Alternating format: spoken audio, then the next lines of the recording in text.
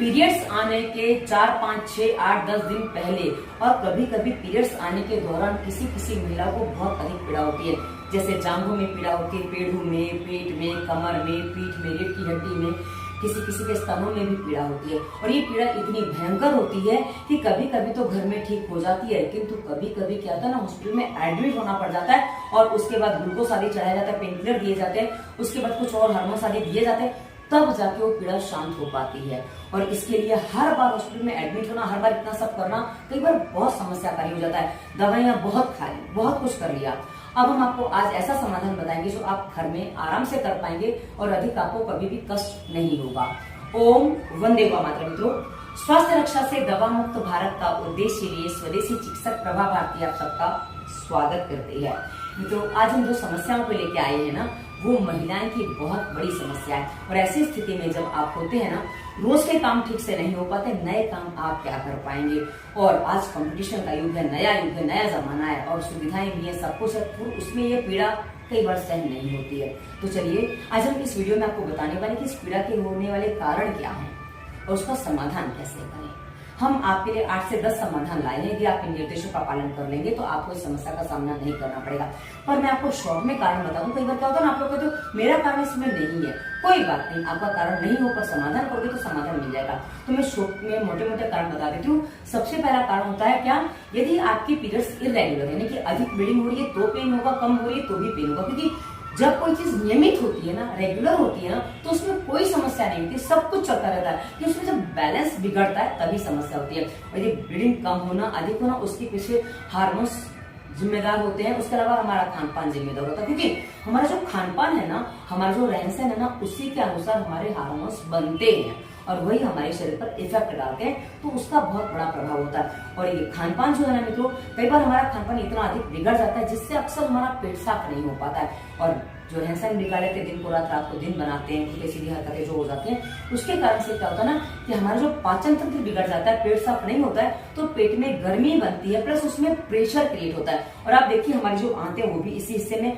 पेड़ों भी हमारा ये, उसके अलावा गर्भाशय भी इसी हिस्से के अंदर भीतर में कहीं छोटा सा होता है। तो ये सब इतने हिस्से में, और जब एक अंग फैलता है, एक अंग दबाव डालेगा तो स्वाभाविक है कि दूसरे अंग पे प्रेशर आएगा ही। तो जब आंतें साफ नहीं तो उसका प्रेशर गर्भाशय पे आता है, जिसका भी परिणाम ये हो सकता है। और कभी कभी क्या होता है ना, जब पेट साफ नहीं होता है तो बॉडी में टॉक्सिन्स की मात्रा बढ़ जाती है, यानी कि विषैले पदार्थों की मात्रा बढ़ जाती है, जिसको हम दूसरे शब्दों में कार्बन डाइऑक्साइड के नाम से भी जान सकते हैं। तो जब बॉडी में कार्बन डाइऑक्साइड बढ़ेगी, स्वाभाविक है कि ऑक्सीजन की मात्रा घट जाएगी। जब ऑक्सीजन नहीं है तो जहां ऑक्सीजन नहीं है वहां ही हमारे शरीर में बीमारियों के कीटाणु को पनपने का स्थान मिल जाता है और वो किसी न किसी रूप में हमारे शरीर में पीड़ा और दर्द के रूप में हमें दिखाई देते हैं। तो ये हमने आपको शॉर्ट में कारण बता दिए। अब हम इसको आपको समाधान बताने का प्रयास करते हैं। आप जितना निर्देशों को ध्यान से सुन के पालन करेंगे ना मित्रों, उतना ही आपको इससे अच्छा लाभ मिलेगा और बिना किसी दवा के अगले पीरियड्स आपके नॉर्मल आएंगे। यदि आपकी पीरियड्स आने में भी 10 दिन में बाकी है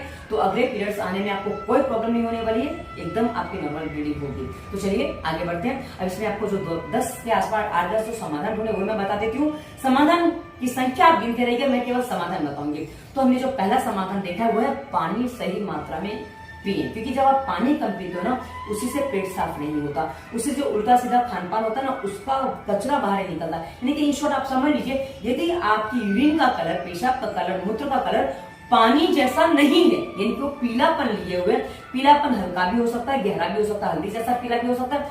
आप 1 ग्लास पानी में 1 चुटकी हल्दी डालें, उतना भी हो सकता है, 4 चुटकी हल्दी डालें, उतना भी हो सकता है। और किसी का तो बहुत ज्यादा पीला होता है। तो जितनी आपकी यूरिन का कलर पीला है उतना ही आपका अधिक शरीर विषैला है। तो ये यहाँ से आपको क्लियर हो जाना चाहिए। और पेशाब से अपनी जांच कैसे करें, इसी वीडियो के डिस्क्रिप्शन में रोगों के कारण और स्वास्थ्य नियम 2 प्लेलिस्ट में से एक में मैं इसी पर से अपने मूत्र की जांच स्वयं करो वीडियो दिया है, आप देखेंगे तो आपको समझ में आएगा कैसे आपको जांच करनी है और उसी से समस्या भी क्लियर होती है। तो आप पानी कितना पिए, तो आपका जितना वजन है, यानी कि वजन आपका है 50 किलो तो 5 लीटर में वजन डिवाइड बाय 10, यानी कि जितना भी वजन है उसको 10 से डिवाइड कर दो, जितना बचता उतना लीटर आपको पानी पीना है। जैसे 75 किलो वजन है तो 7.5 लीटर पानी आपका बनता है। हाँ, पर उसे ऐसी स्थिति में आप 6 लीटर पानी पिएंगे तो भी चल जाएगा। यानी कि आप वजन डिवाइड बाय 15 करेंगे, 10 से 15 करना है आपको। इसके बीच का पानी आपके शरीर में जाना चाहिए।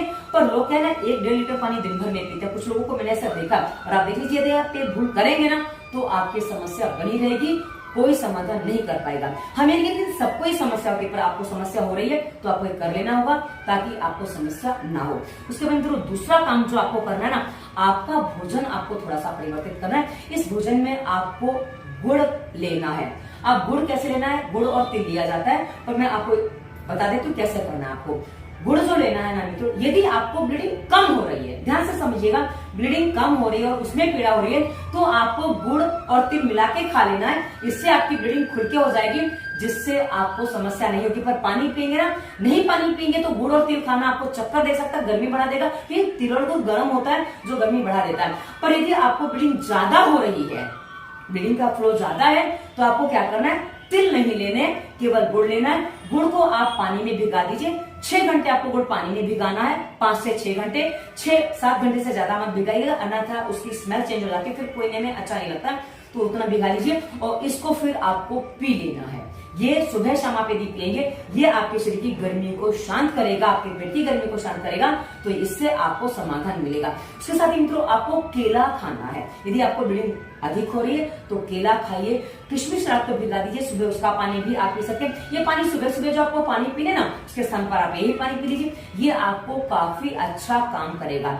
उसके साथ ही आप एक काम और कर सकते हैं कि आप प्राणायाम कर सकते हैं। यदि आपका पेट ठीक से साफ हो जाए ना, तो उसका अगला जो समाधान है, जो हमने चौथा समाधान देखा, वो प्राणायाम आप करेंगे। जब आप प्राणायाम करेंगे ना, इसमें आपको केवल अनुलोम विलोम प्राणायाम करना है और साथ में करना है तो भ्रामरी, और उसके साथ आप कर सकते हैं उज्जाई। उज्जाई यानी कि ये सारे प्राणायाम कैसे करने, प्लेलिस्ट संपूर्ण प्राणायाम डिस्क्रिप्शन में आपको मिलेगी, उसमें सारे वीडियो हमने विस्तार से दिए, ताकि आप प्राणायाम ठीक से समझ के करेंगे ना, अन्यथा आपको लाभ के स्थान पर पीड़ा और दे जाएंगे तो आपको हानि हो सकती है। हाँ, कम ब्लीडिंग हो रही है तो आप कपालभाति भी कर सकते हैं, लेकिन अधिक ब्लीडिंग है तो कपालभाति, अग्निसर, बाह्य प्राणायाम, इसमें से कोई क्रिया आपको नहीं करनी है। इन सबसे गर्मी बढ़ती है और अधिक करेंगे ना, ये प्राणायाम करेंगे तो आपकी ब्लीडिंग बढ़ जाएगी। हाँ, जिनको कम हो रही है वो कर सकते हैं, उनको समस्या नहीं आएगी। तो ये आप करिए, ये आपके लिए काफी हितकारी है।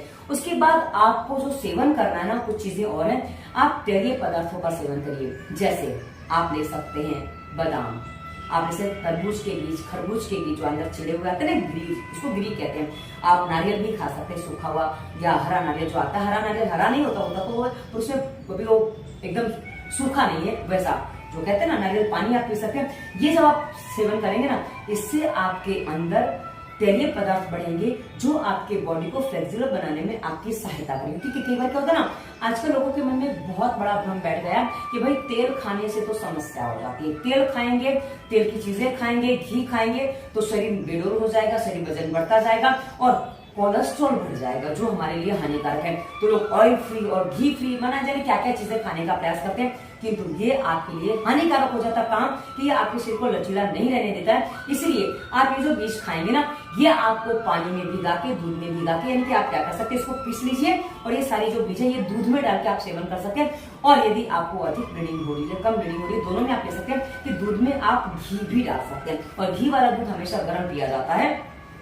ये देखिए, समझना चाहते हैं तो हम जो कई बार डेली ब्लॉग देते हैं ना, उसमें जब आप देख लीजिए, भोजन का हमारा ब्लॉग होता है, इसी वीडियो के डिस्क्रिप्शन में आपको डेली एक्सरसाइज ब्लॉग, उसमें आपको भोजन के और एक्सरसाइज के दोनों वीडियो मिल जाएंगे। तो यदि आप उसको देखेंगे ना, तो दूध घी वाला कैसे बनाया जाता है, मैं जब दूध पीती हूँ तो अक्सर घी वाला पीती हूँ, कभी कभी ऐसा भी पी लेती हूँ, तो आपको उसमें मिल जाएगा कि भाई घी वाला दूध आपको कैसे बनाना है। 2 ग्लास ले लीजिए, 1 ग्लास में दूध कर लिया, उसमें घी डाल लिया, उसको फेंटना है आपको, इसमें आप बीज के पाउडर भी मिला सकते हैं। वो आपको 4-6 घंटे भिगाना भी होता है, तुरंत डाल के आप नहीं ले सकते हैं, तो इसलिए आप अलग से दूध थोड़ा सा बना लीजिए, वो अलग से ले लीजिए, या खीर बना के उसको ले लीजिए, वो भी आपको काम करेगा। तो आप इनका सेवन करेंगे, ये आपको काफी अच्छा लाभ देगा। उसके अलावा मित्रों आप एक और प्रयोग कर सकते हैं, पेड़ों के हिस्से पे हल्के हाथ से मालिश कर सकते हैं। थोड़ा सा तेल लीजिए और उसको हल्के हाथ से मालिश करिए।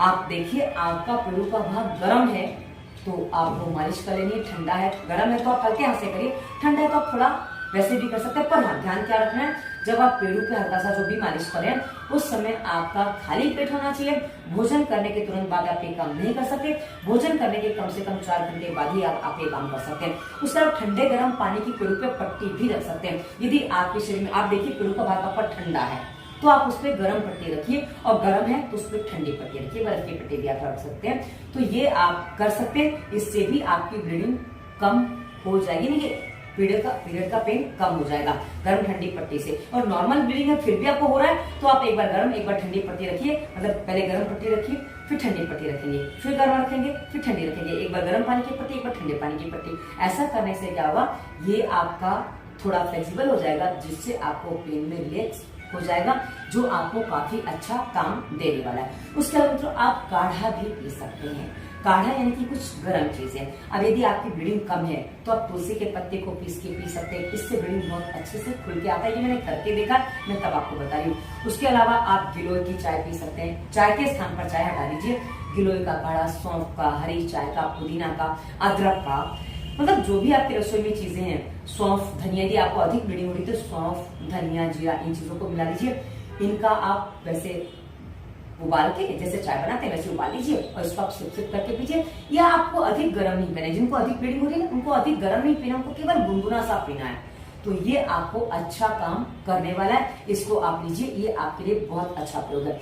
उसके बाद जिनको ऐंठन हो रही है, वो मतलब जो कहते हैं ना कि यहाँ ऐंठन हो रही है, यहाँ ऐंठन हो रही है, उसके लिए मैं आपको बता देते थोड़ी स्ट्रेचिंग व्यायाम आपको करने हैं। मैं करके दिखा देती हूँ ताकि आपको समझ में आ जाए कि भाई क्या क्या करना है। आप स्ट्रेचिंग में क्या कर सकते हैं, देखिए जिनको ब्लीडिंग कम हो रही है ना, उनको ये समस्या ज्यादा होती है, तो उनको थोड़े गतिमान व्यायाम भी कर लें। जैसे आपको बता दूं जिनको ब्लीडिंग कम हो रही है, पहले उसके लिए बता दूं, और ये पेन हो रहा है तो आप ये एक्सरसाइज कर सकते हैं। ये देखो, ये जो है ना, ये आपकी ब्लीडिंग को बढ़ाएगा प्लस आपको रिलैक्स भी करेगा। ये आपके मतलब बॉडी को ये फ्लेक्सिबल बनाएगा, मसल्स को एक्सरसाइज मिलेगी ना, तो ये क्या है, ये आपको पेन को, क्योंकि मसल्स जब एक्सरसाइज लेंगे ना तो ढीले हो जाते हैं, लचीले हो जाते हैं, तो लचीला जब शरीर होता है ना उसमें व्यायाम उससे हो जाता है, तो उसमें फिर पेन नहीं होता है। और उसके अलावा मित्रों आप क्या कर सकते हैं कि ब्लीडिंग अधिक हो रही है तो आपको फास्ट व्यायाम नहीं करना, आपको क्या करना है, धीरे से ये भुजंगासन कर लिया।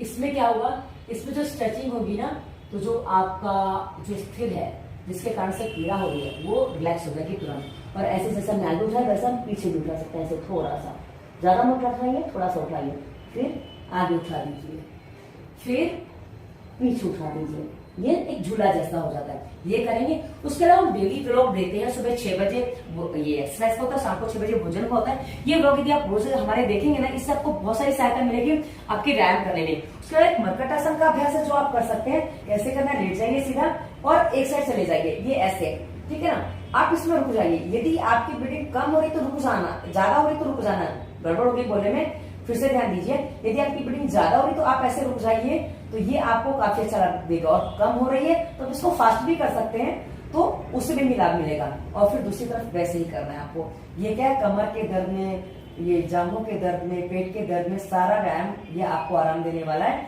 ये फ्लेक्सिबिलिटी लाएगा जिससे आपको बहुत अच्छा आराम मिलेगा। क्योंकि आजकल कुर्सी पे बैठ के काम करते हैं ना, तो बॉडी फ्लेक्सिबल नहीं रह जाता है, इसलिए ये आपको बहुत अच्छा लाभ देने वाला है। तो ये व्यायाम आप 10-15 मिनट, आधा घंटा कर सकते हैं। कहा ना, हमारी सुबह एक्सरसाइज का ब्लॉग आधे घंटे का होता है कि आप हमारे साथ व्यायाम करते हैं ना, तो बाद में झंझट ही नहीं होने वाली है, ये सब कुछ नहीं होने वाला आपको। क्योंकि एक ही व्यायाम हर रोग में काम करता है, एक ही प्राणायाम हर रोग में काम करता है, एक ही स्वास्थ्य नियम, एक ही तरह से स्वास्थ्य नियम का पालन करना हर रोग पे काम करता है। यदि आप करते हैं तो आपको 100% सोल्यूशन मिल जाएगा। तो ये निर्देश बहुत सरल है मित्रों, दवाइयां खाने से बेटर रहता है, इनके साइड इफेक्ट झेलने से बेटर है, कर लीजिए। ये तो दवाइयां खा के रोग ठीक नहीं होते, नए रोग और बढ़ जाते हैं। दवाइयां आप हार्मोन्स को बैलेंस करने के लिए खा रहे हैं, उससे और नई नई समस्याएं आ रही। क्योंकि मैंने देखा है, मेरे पास पेशेंट आते, मेरे पास लोग आते, कहते दीदी हमने इतनी दवाइयां की उसमें ये परिणाम आ गया। तो आप अपने आप को दवाइयों से बचा लीजिए, यदि आप बचा सकते हैं तो, क्योंकि हमारा उद्देश्य ही दवा मुक्त भारत है। ये तभी बनेगा जब आप छोटी छोटी भूलों को सुधार के अपने आप को सही करेंगे। तो आशा है आपको वीडियो पसंद आया होगा, आपको निर्देश पूरे समझ में आए होंगे। और अब आपके क्या प्रश्न बचते हैं, आपको क्या समझ में नहीं आया, आप क्या जानना चाहते हो, कमेंट करके वीडियो में बताइएगा। और डिस्क्रिप्शन में महिला विशेष प्लेलिस्ट और विस्तार से दी, जिसमें आपकी समस्या पर और विस्तार से वीडियो मिलने वाले। देखिए, पालन करिए, समाधान लीजिए। उसके अलावा बहुत सारी प्लेलिस्ट है जिसमें आपके काम के बहुत सारी वीडियो, कुछ प्लेलिस्ट हमने बता दी कि ये वीडियो आपको देखने हो, डिस्क्रिप्शन में मिल जाएंगे। और आगे में इंस्टाग्राम, फेसबुक और व्हाट्सएप नंबर भी दिया। अब हमसे कहीं भी प्रश्न करिए, वीडियो पर करिए या उन जगह प्रश्न करिए, आपको उत्तर हर जगह मिलेगा। क्योंकि हम जो उद्देश्य लेके बैठे हैं, हमारे पास उसी तरह से लोग आते हैं, तो हम उसी तरह से समाधान बताते हैं। कि आपको कंसल्टेंसी करिए, उसकी फीस होती है, फीस आपकी समस्या के अनुसार होती है। तो जैसा है वैसा आप समाधान करिए, लाभ लीजिए। और वीडियो कैसा लगा अवश्य बताइएगा, क्या जानना चाहते हो वो भी बताइएगा। धन्यवाद, वंदे मातरम।